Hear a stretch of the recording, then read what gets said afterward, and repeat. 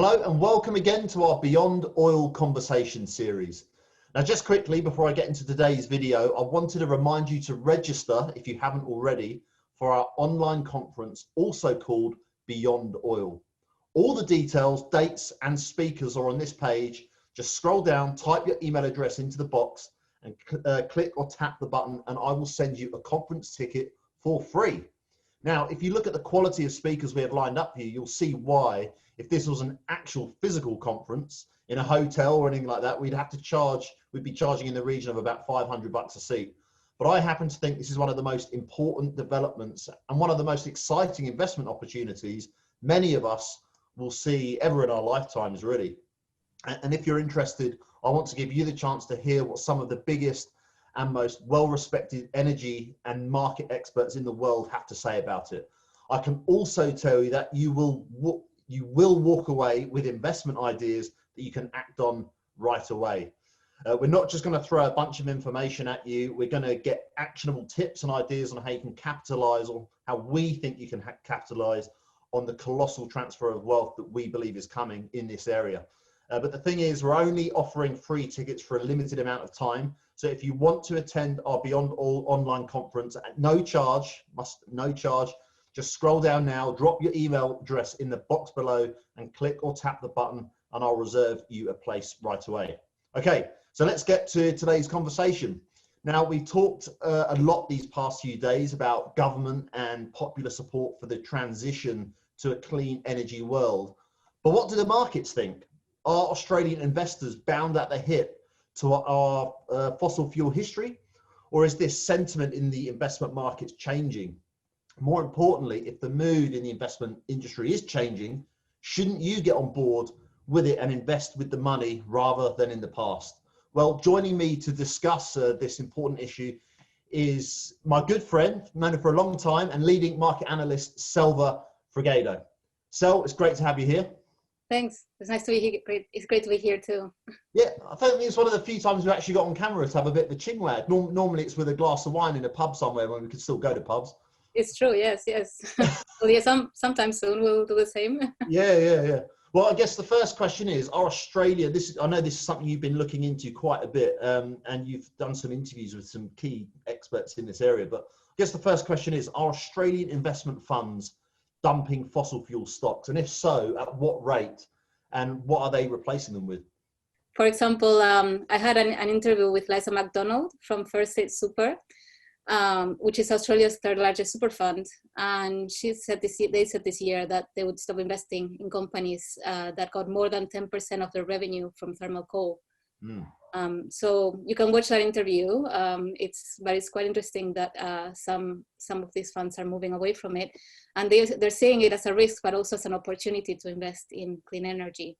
So as I say, there's a risk there, but there's also like lots of opportunity to invest. Yeah, so are you basically saying, are we seeing the end of the big run up in coal and oil stocks in Australia, do you think? I'm not sure if Phil, with the end in Australia, we have, I think, a long road ahead, just because both coal and oil are still Australia's largest exports and they're very big contributors to the economy. I think we're definitely seeing a change in mindset, and we're seeing a lot more pressure from investors for green initiatives. Yeah, it seems to me that Australia is still a bit behind, but it also that if you're forward looking, that's almost where the opportunity is, isn't it? Right. Like, I mean, I think what's making the case a lot is that wind and solar are becoming cheaper, which there is a big economic case, but also Australia has the resources to become a really big clean energy exporter. So I think it's an interesting opportunity for Australia. Well, that was one of the big stories recently I think I read it in the Financial Times, that I think it's going to be policy now to try and make Australia a net exporter of clean energy to the Asian economies. Yeah, I was reading recently that Japan is actually looking to decrease coal imports also, which will affect Australia. So I think there's a push from Australia to become an energy exporter, but I think there's still a long way to go. it seems to me that more globally, more other governments are getting ahead of that. For example, Europe is definitely leading the charge here. US is, you're starting to see some things in the US too. So I think Australia is coming from behind, but if they can, I mean, with the resources that we have here, sun, wind, you could really do something here. Now, I've been reading about these things called ESG investments and how this is almost standard for so-called ethical investing. I find that a weird concept, really, because money doesn't really have ethics. Do you know what I mean? I don't mean that in a bad or a positive way. It's just money's money and it goes where the capital is to be invested. But let's come a bit back to this idea of ethical investing. Like what does ESG mean? And secondly, should our readers look into these types of stocks, do you think? ESG stands for environmental social governance. Environmental social governance. Right? Yeah. And basically it refers to sustainable and ethical investing, investing in projects that ideally will benefit society in the long term. It's also like a term that they use to evaluate how ethical a company is. And usually they exclude things like tobacco, firearms, gambling, but also fossil fuels. And I think investors should be definitely looking into this, because not only it's going to investing in the trend, but also as I said, like as renewables start to become cheaper and they make more sense economically, I think it'll be an even bigger investment trend. And also at the same time, you're investing in something that's good for the planet, so why not, you know?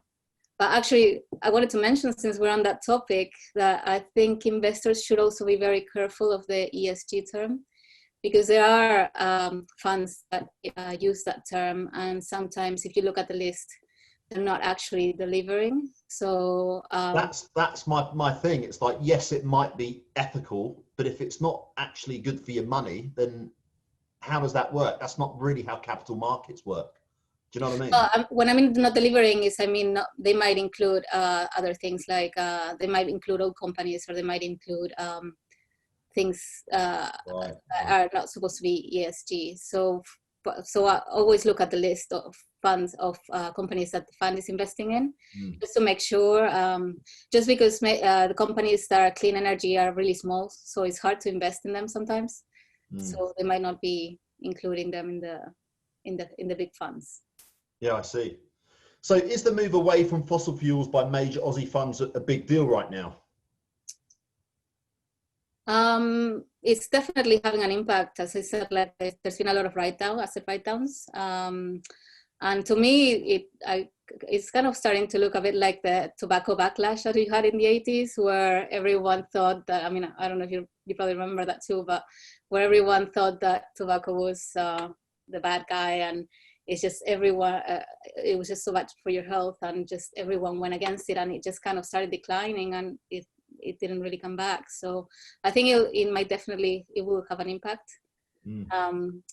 And it's a movement that I mean, it's not just one or two super funds, like we're seeing different ones. UniSuper, for example, or Hesta have been getting pressure from investors to do more on climate change and to cut their emission, their investment to fossil fuel companies. And it's also not a new movement, because it's, for example, I think in around 2014, local government super, which is also in Australia, a large public sector fund, pension fund, they said they would be divesting from coal because they were, and the excuse for that was that it wasn't sound investments. So you think that's going to hit the Australian thermal coal producers pretty hard, right? I think it will have an impact. I mean, it already is. I mean, you're already seeing write-downs, so it already is hitting them. So what do you think we should be telling readers who are still heavily invested in the bigger coal producers and other fossil fuel stocks at the moment? I would tell them that they want to be in the right side of the investment trend. At the end of the day, the market is buyers and sellers. So if you're investing in assets that people, as I said, like with tobacco companies, maybe people are moving away from, or people don't want, or they're diminishing in value and they become hard to sell later on, then you have to question yourself, like how exposed are you to this? How exposed is living your retirement fund? And also, are you getting enough returns now for this risk? Mm. So, and the other side too is that, as I said, it presents a danger, but also an opportunity to invest in companies that are cleaner, that are doing interesting things, different things, and that they're better for the environment. Mm. So you mentioned the move by First State. I think you mentioned that a second ago. Do you think this will encourage more clean energy companies to come to the market and seek capital to help grow renewables, the renewables industry in Australia?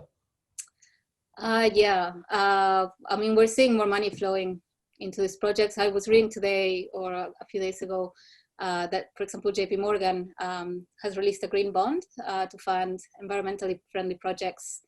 And to me, what's interesting too is also that the governments are coming in and actually promoting this green energy recovery and looking into this and actually really getting behind the idea, which is usually a catalyst for change. Hmm.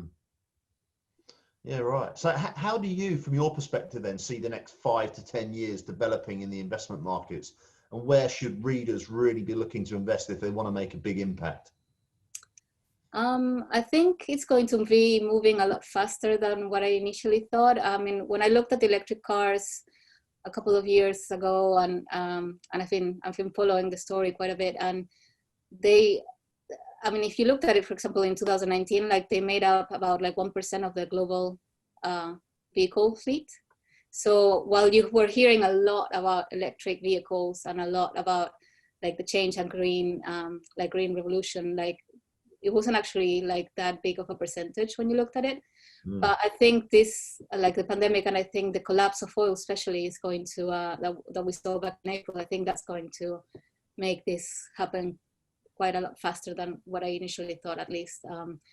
There are lots of exciting areas. I mean, you have battery, solar, wind, and I think the more investment that comes in, the more that you're gonna see exciting ideas. And it's a good time to get in. You're not too early, you're not too late, you're just, I think it's like the time is just right to get in. Yeah, I think there's, in the investment markets, you have sweet spots. And you Right. you get a time when it's just way too early to invest, and you can invest by all means, but you're going to be waiting a while to see those returns. Then you got those disruptive transition phases. It seems to me like we're in that phase right now, where you got half the people that are just kind of not in denial, but just like can't really sort of don't want to accept that change is coming. But by investing in this disruption is probably the time to actually hold your nose and buy, isn't it? I mean, because by the time it's run, it's a bit too late. What are your thoughts? This is the time to get in. So I think, I mean, I don't exactly remember the figures, but I was looking at some of the investment funds in one of the pension funds, and the green, all throughout the pandemic, the green energy had done quite well. So I think it's a good time to get in. There's a lot of excitement about it, but also there's a lot of money flowing in, and there's a lot of exciting opportunities. And also, as I said, a good thing to do for the environment. So. Yeah, and it's why we're putting on this event now. Okay. All right, cheers. So I think we'll leave it there for now. Thanks so much for speaking to me today. I think it's fascinating, and that the investment, especially that the investment industry is beginning to mobilize on this trend, and it's definitely going to be shaping up the market for investors for years and maybe decades to come. So thanks again for shedding some light on this for us. It's much appreciated. Thanks, Woody. Nice to see you too. Yeah, and now for the viewer, if you're watching at home and you want to join us for our Beyond Oil online conference, you can get your free ticket simply by popping your email address into the box below this video and clicking or tapping the button. Now, normally, like I said, this would be, we'd estimate around a $500 ticket a show minimum, but obviously we can only do it online right now, and we took the decision to make this a free event simply because we feel you have a real opportunity to position yourself to make the most of this growing trend at exactly the right time. So scroll down and check out the caliber of speakers we have lined up for the conference. This is your chance to hear firsthand what leaders in the industry and around the world really are telling investors right now. Remember, you can join us for free All you need to do is pop your email address in the box below this video and click or tap the button. I'll send you an email straight back to confirm your free ticket to our online conference. Thanks again for watching, and I'll see you again very soon.